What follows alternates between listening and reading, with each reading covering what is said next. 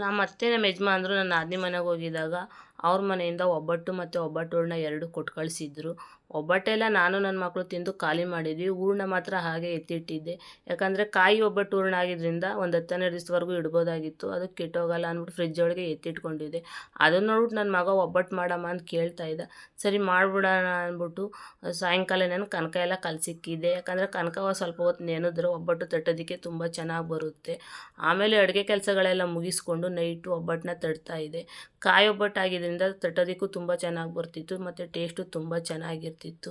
ಹಂಗಾಗಿ ತಟ್ಟಿ ಬಿಸಿ ಒಬ್ಬಟ್ಟನ್ನೇ ಎಲ್ರಿಗೂ ಕೊಟ್ಟೆ.